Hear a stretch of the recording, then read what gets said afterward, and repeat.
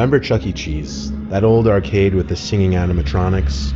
Of course you do. I just found out they went bankrupt recently. It made me think back to my horrible experience there as a very little kid.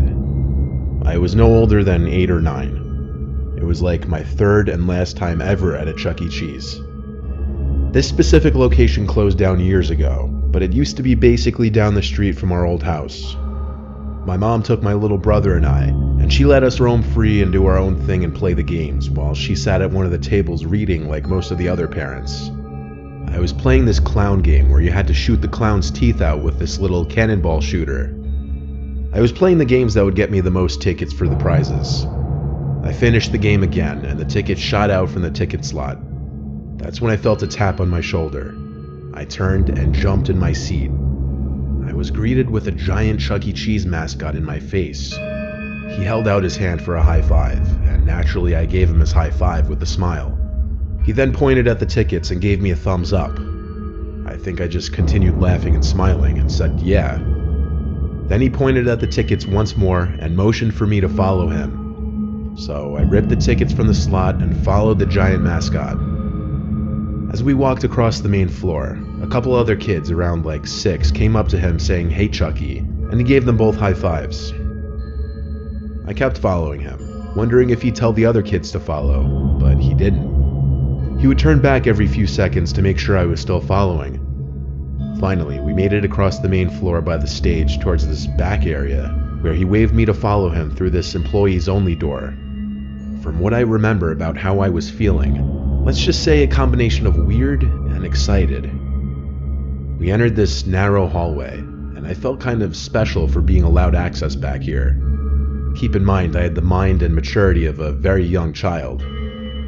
The mascot led me to this back room where he motioned for me to enter first, so I did.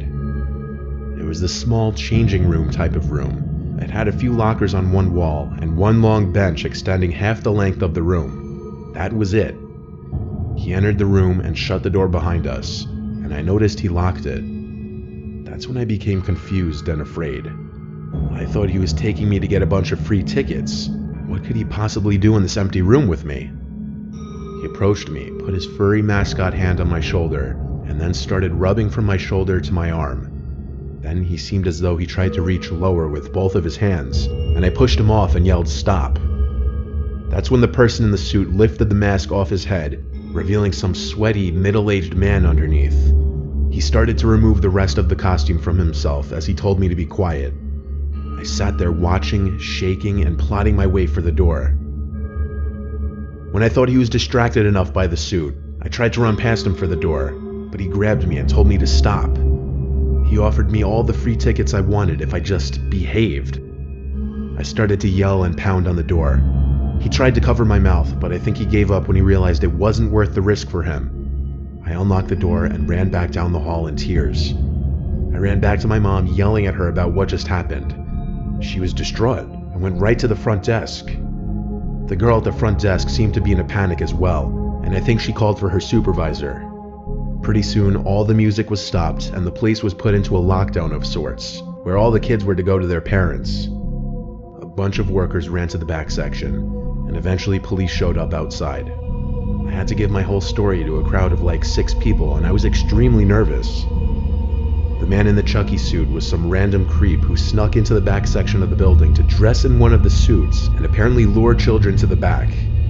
Realizing and looking back at that now as a grown adult is disturbing and disgusting, that I was the victim of a predator. I never found out if that monster was caught.